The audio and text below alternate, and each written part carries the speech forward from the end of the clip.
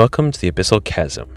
These trenches are a thalassophobic's nightmare, where sunlight can never quite reach the ocean floor.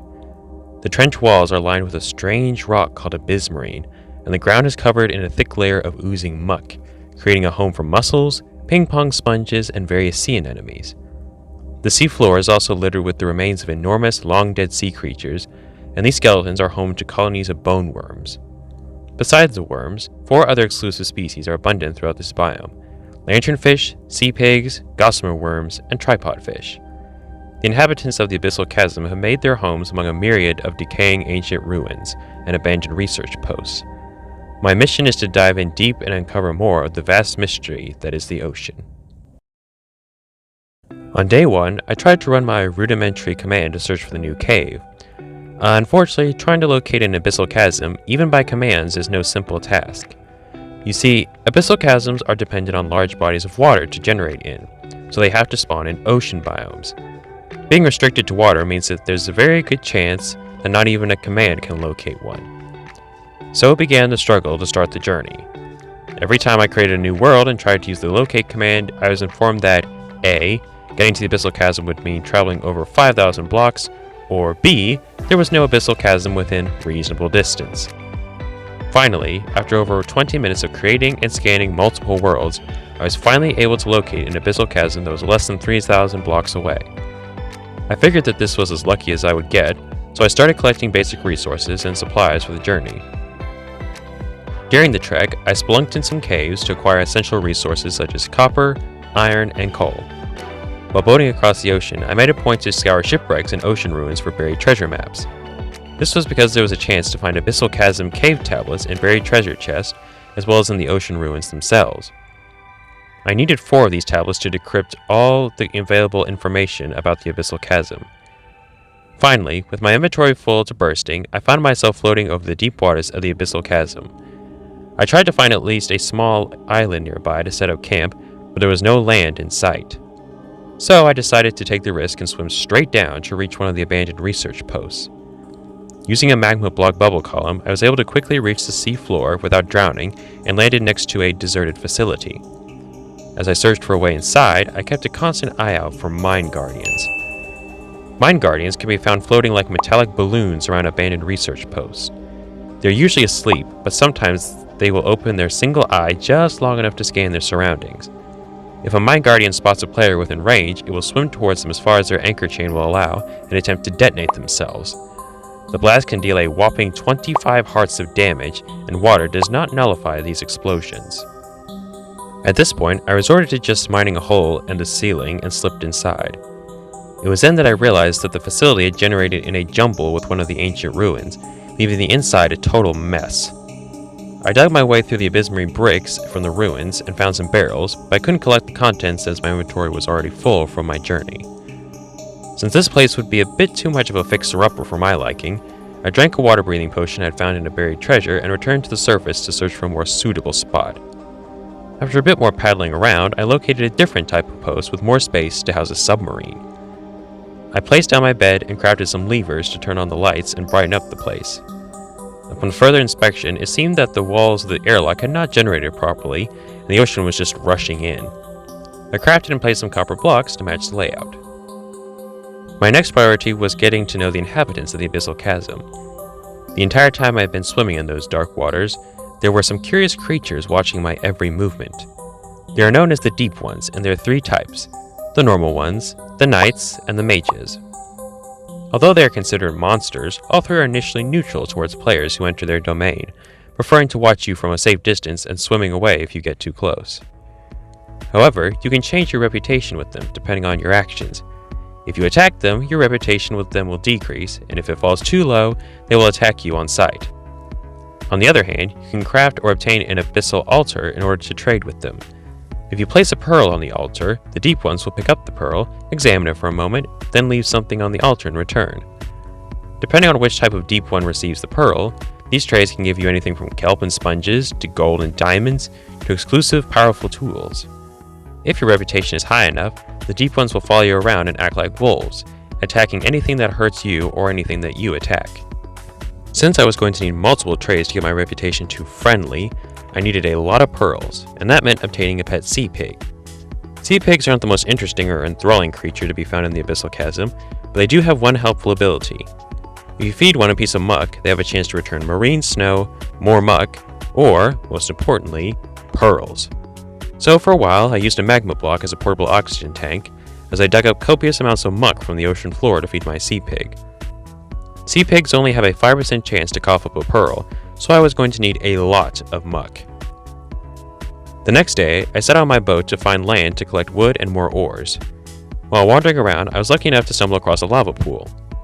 Since I had brought a diamond pickaxe, this was the perfect opportunity to collect obsidian for a nether portal. I made it back home, constructed the portal, and made my first visit to the nether. The location wasn't too bad, and after a bit of exploring, there was a fortress nearby. I spent a decent amount of time there collecting blaze rods, nether wart, and even a couple of wither skeleton skulls. Unfortunately, my food rations ran out, and I tried resorting to killing zombie pigmen for rotten flesh, but I got jumped by a group of them. I'm gonna have to press the rest of them down on my neck. Yep. Okay, let's activate fighter mode. Ooh. Oh, dang it. Oh, shoot. A little while later, I got sniped by a blaze. Ow! Like...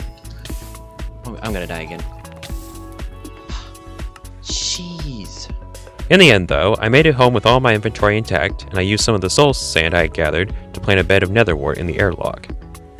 I also used a few blocks of it to create a bubble elevator next to my house. With a group of magma blocks, now I could quickly travel between the surface and my base without having to worry about oxygen. I went back to collecting muck for a bit and fed it all to my sea pig. After obtaining a few more pearls to trade with, I finally managed to gain the Deep One's full trust. Yes!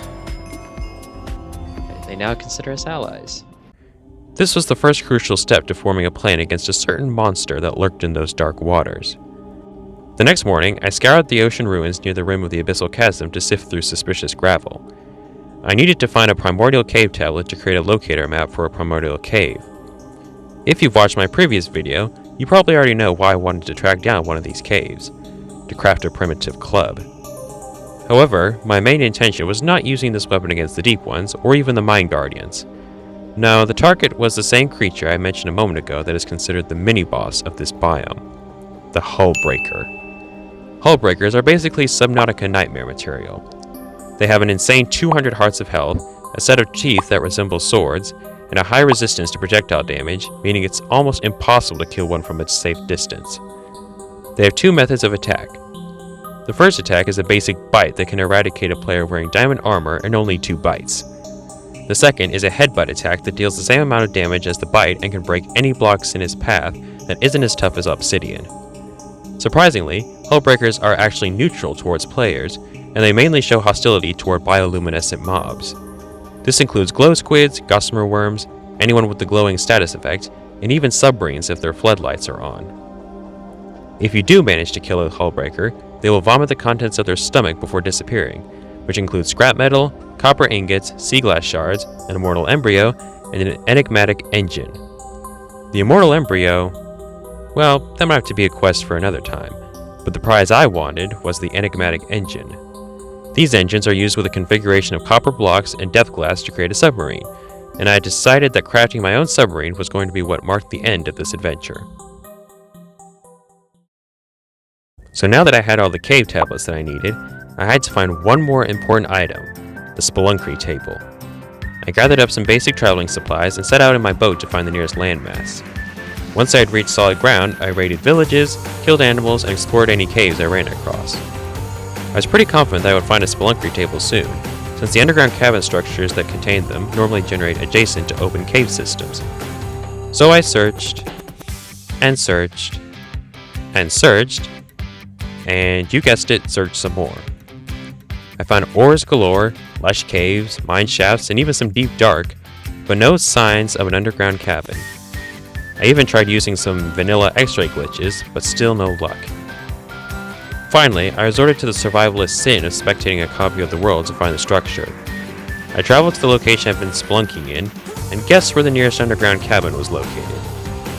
This whole time I had been on the trail of the one cabin that had generated completely sealed off from the rest of the cave system. With my sanity back intact, I managed to crawl back to the surface with a few hiccups along the way.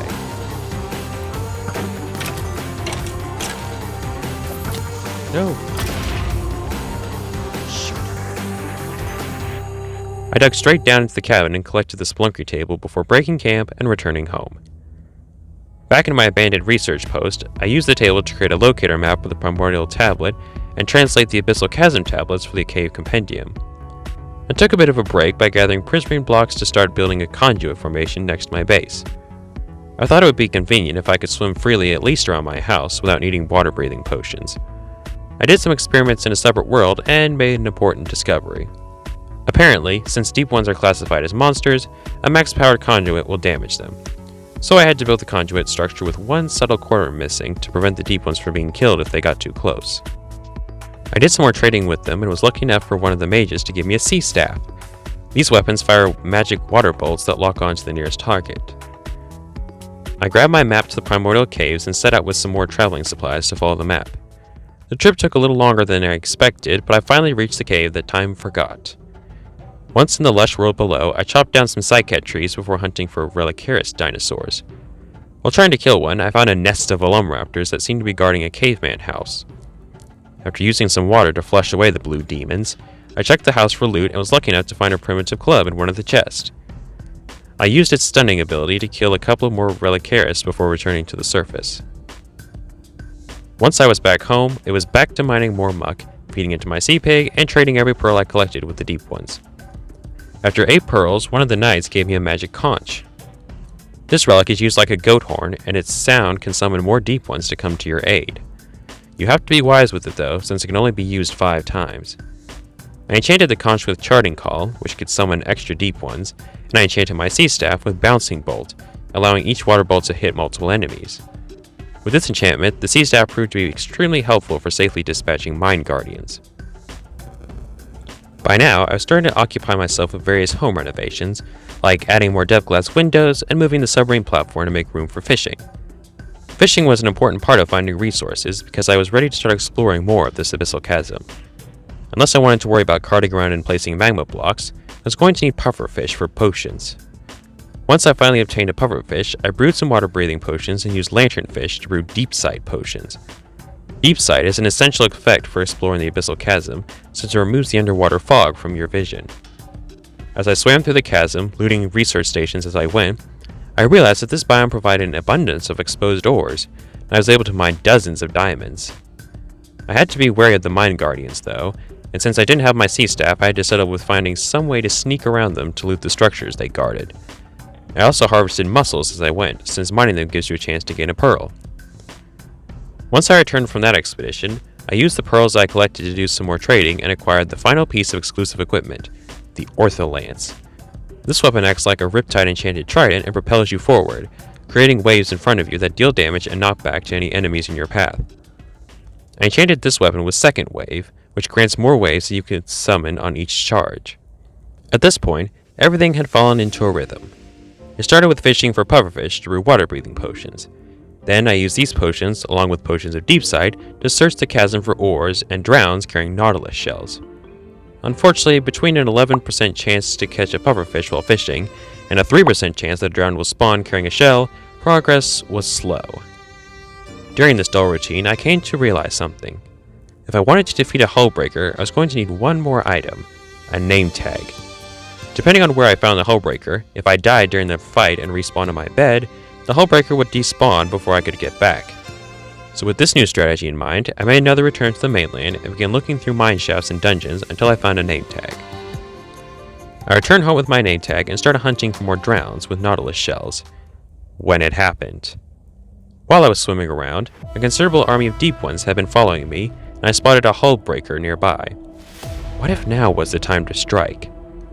I quickly swam back to my base, grabbed the name tag in my primitive club, and confronted the nightmare of the abyssal chasm. Alright, here we go. Tag, check. Load the club.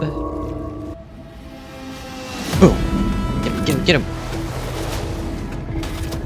What's up, fellas? Get him! After him! Okay, he's stunned, he's still stunned. The battle was fierce. I tried keeping the beast stunned with the club as frequently as I could, while the deep ones tore into him like wolves.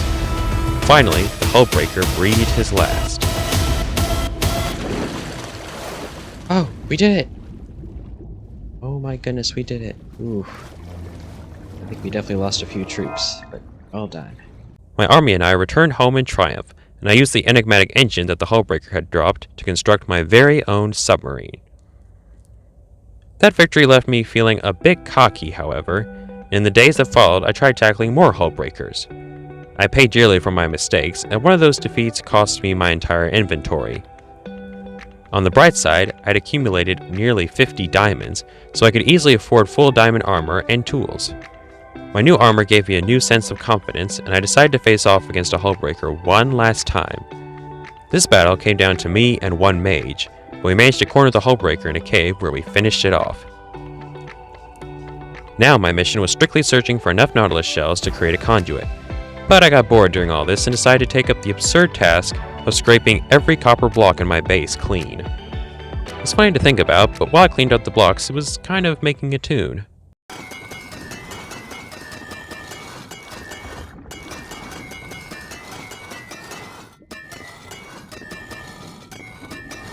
A few axes later, the job was done, and I had to admit the place looked pretty clean. Finally, I found the last drowned wielding a Nautilus shell. With 8 shells and a heart of the sea, I created the conduit and placed it in my structure of Prismarine. Standing atop the altar that had forged our alliance, I said goodbye to the Deep Ones who had become my only friends and protectors in these cold, dark waters. After solemn farewells, I mounted a floater and made a swift descent back to the sunlit surface.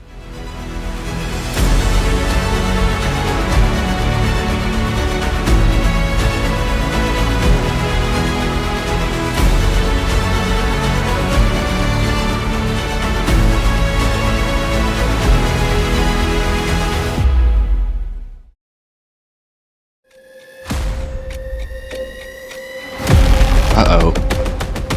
What is that? Oh yeah. No. Oh, what the? Oh, it's still on me.